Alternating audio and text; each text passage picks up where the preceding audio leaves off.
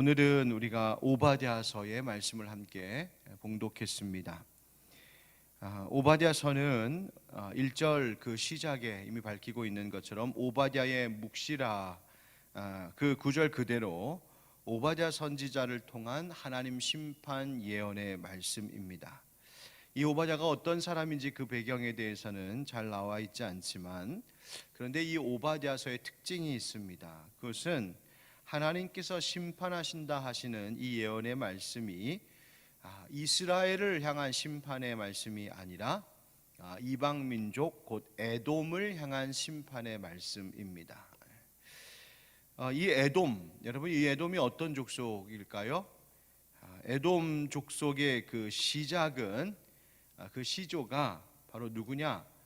야고보의 형 에서입니다. 그러니까 쌍둥이 형제였던 야곱의 후손이 이스라엘이요, 그 형 에서의 후손이 에돔, 이렇게 보면 됩니다.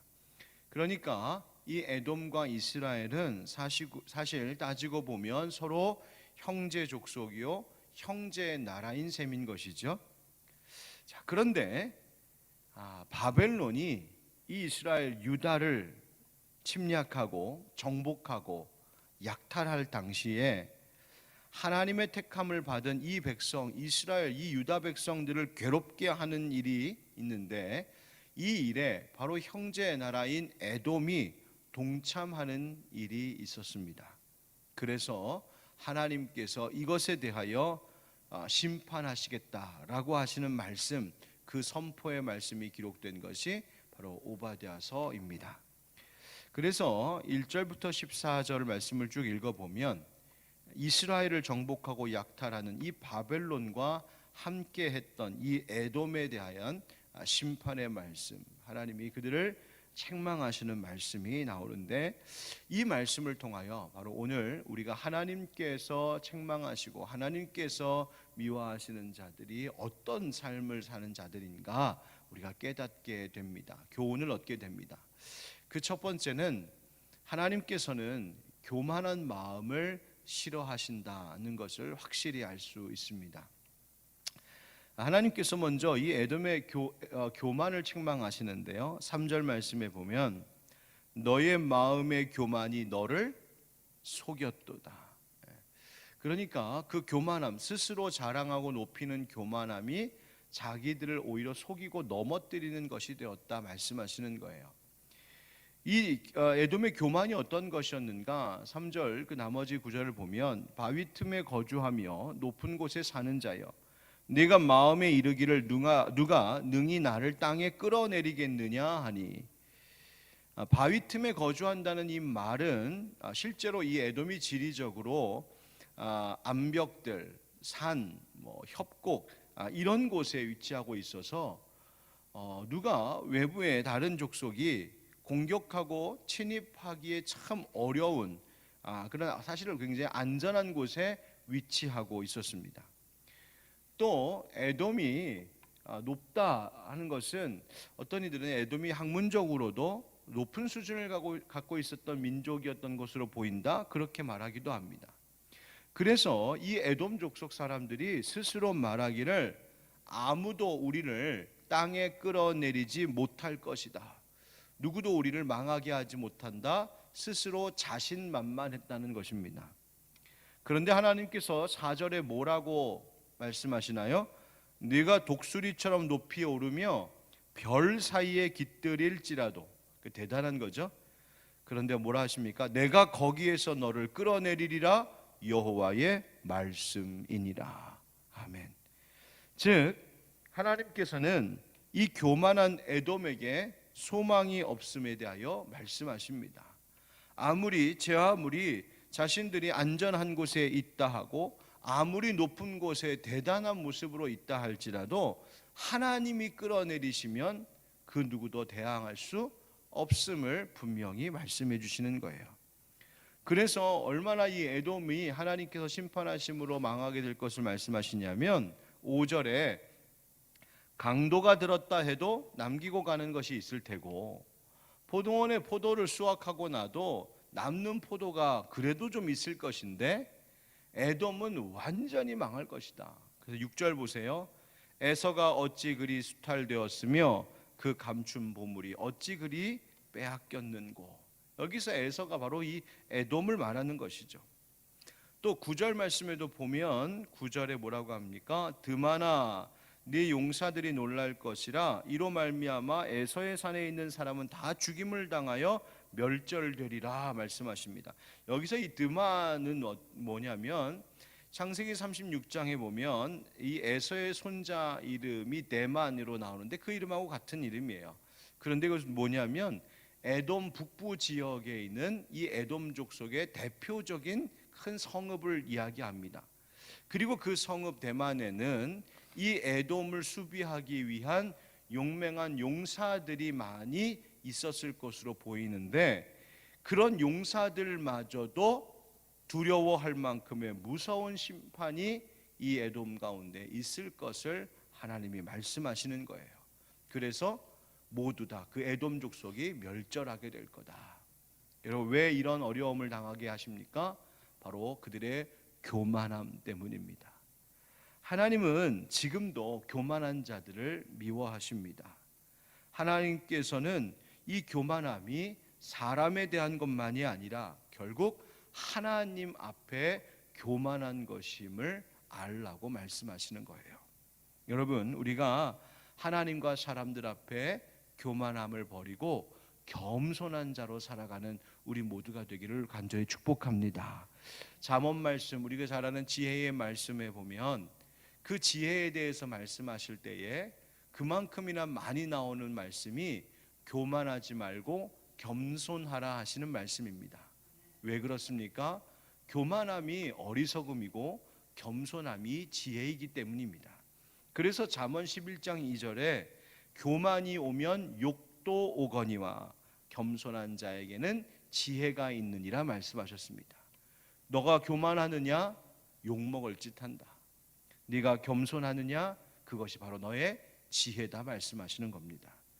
잠언 15장 25절에 여호와는 교만한 자의 집을 허신다고 말씀하십니다.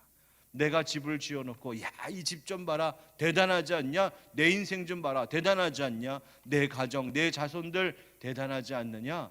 스스로 자랑할 때 하나님이 그것 허무신다고 말씀하십니다. 잠언 16장 18절 우리 잘 아는 말씀이죠. 교만은 패망의 선봉이요 거만한 마음은 넘어짐의 앞잡이니라 말씀하셨습니다.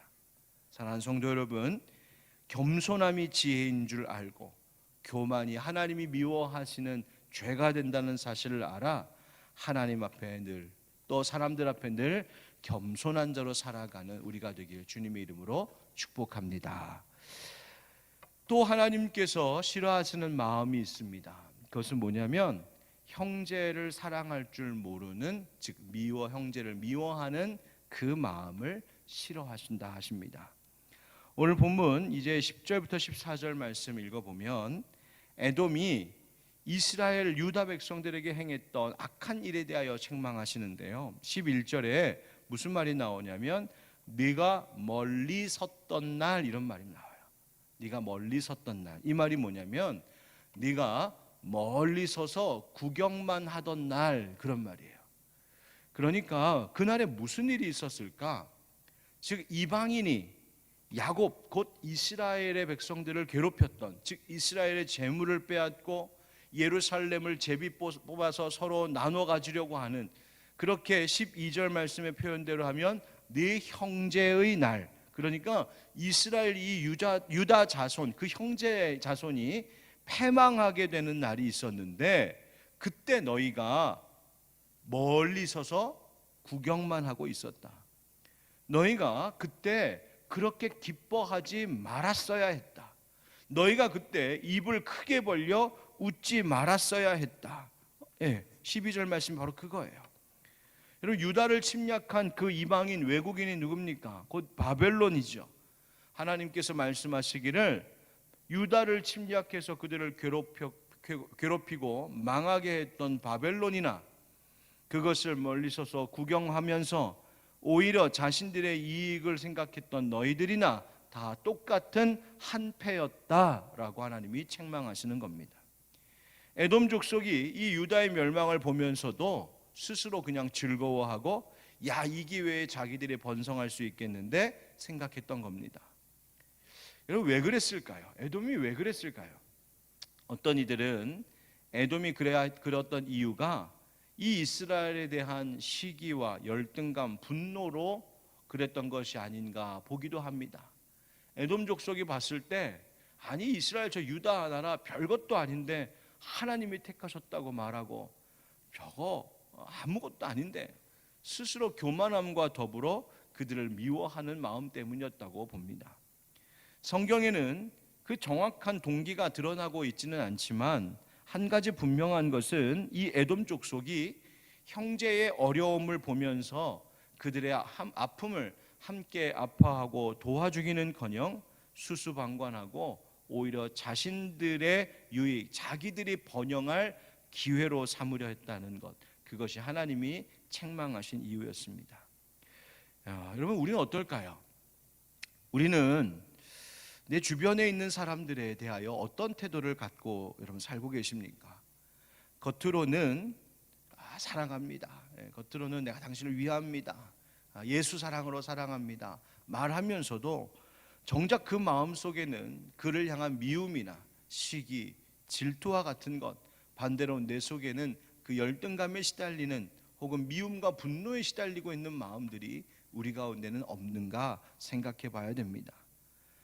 형제의 아픔을 도와주지 않고 어떻게 구경만 할 수 있어? 에돔을 바라보며 우리가 그렇게 생각할 수 있겠지만 사람의 마음에는 그와 같은 악한 마음의 동기들이 있음을, 또 우리가 그런 죄인임을 하나님 앞에 정직하게 자백해야 합니다. 누군가를 시기하고 질투하고 누군가를 미워하고 그 미움을 멈추지 않는 그 마음을 빨리 버려야 합니다. 다른 사람에 대한 용서의 마음을 갖지 못하고 오히려 계속해서 분노하고 복수심에 불타는 그 마음 버려야 됩니다. 다른 사람에게 닥친 불행 보면서 나는 그런 일 안 당해서 참 다행이다 생각하는 이기적인 마음도 버려야 됩니다. 그런 중에 오히려 내 것만 안전하기를, 나만 번영하기를 꾀하는 우리 속에 있는 숨어있는 그 마음들이 있다면 하나님 앞에 회개해야 될 마음들입니다. 여러분, 하나님께서 우리가 형제 사랑할 줄 모르는 그 마음을 미워하신다. 반대로 형제를 사랑하는 그 마음을 하나님이 기뻐하신다는 것 기억하고, 이 코로나 등으로 어려움이 많은 이 시대에 어떻게 하면 내가 내 주변에 있는 자들, 예수 안에서 한 가족, 한 형제 자매 된 이들을 우리가 살피고 돕고 사랑할 수 있을까, 늘 그것을 생각하고 그렇게 할 수 있도록 하나님 앞에 기도하고 실천하는 우리 하늘빛 광성교회 모든 형제 자매 되시기를 예수님의 이름으로 축원드립니다. 그러면 하나님은 그러한 자들의 마음을 미워하신다. 교만한 자들, 형제 사랑할 줄 모르는 자들을 미워하신다. 그럼 하나님은 어떤 자들을 기뻐하실까요? 하나님은 하나님께 피하는 자들을 기뻐하신다. 오늘 말씀하십니다. 이제 15절부터 끝절까지 보면 이런 에돔이 결국 멸망할 것을 하나님 예언하시는데, 에돔은 멸망하고 대신에 하나님이 택하신 백성들은 하나님께서 보호하시고 회복시키시고 나중에 다 잃은 것들을 다시 얻게 하신다 약속하고 계십니다. 어떤 자들이 하나님의 이 회복의 은혜를 받게 될까요? 우리 17절 18절 말씀을 우리 한번 같이 읽어보겠습니다. 17절 18절 시작. 오직 시온산에서 피할 자가 있으리니 그 산이 거룩할 것이요 야곱 족속은 자기 기업을 누릴 것이며 야곱 족속은 불이 될 것이며 요셉 족속은 불꽃이 될 것이요 에서 족속은 지푸라기가 될 것이라. 그들이 그들 위에 붙어서 그들을 불사를 것인즉 에서 족속에 남은 자가 없으리니 여호와께서 말씀하셨습니다. 아멘. 17절에 오직 시온산에서 피할 자가 있다 말씀하시죠. 여러분, 이 시온산 어떤 곳입니까? 구약 성경의 내용을 생각해 보면 하나님의 거룩한 성전, 하나님의 성 예루살렘 성전이 있는 바로 그곳을 이야기하고 있습니다. 여러분, 예루살렘 성전에 있는 이 시온, 결국 이곳이 우리 신약 시대에는 어떤 곳으로 이해되는 것입니까? 바로 예수 그리스도를 뜻하는 것이죠. 바로 성전을 통하여 하나님 만나시겠다 하셨는데, 이제 이 땅에 예수 그리스도 하나님의 아들을 보내신 이후로 우리가 누구를 통하여 하나님 만났느냐? 바로 예수 그리스도를 통하여 만나는 것이죠.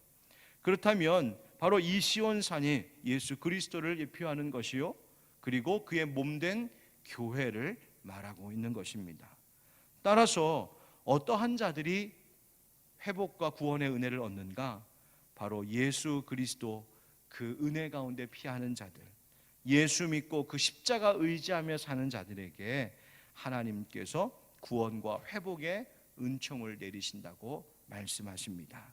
여러분, 오늘 우리가 또 하나님의 말씀 듣고 기도하기 위하여 이 이른 아침에 주님 전에 나오고 일어나셨는데, 다른 어떤 것 아니라 내가 쥐고 내가 의지하고 있던 것, 다른 것 다 내려놓고 다시 하나님께서 우리에게 시온산성과 같이 주신 예수 그리스도 그 십자가의 은혜만을 든든히 붙잡고 의지하는 그리스도인들 될 수 있기를 축복합니다.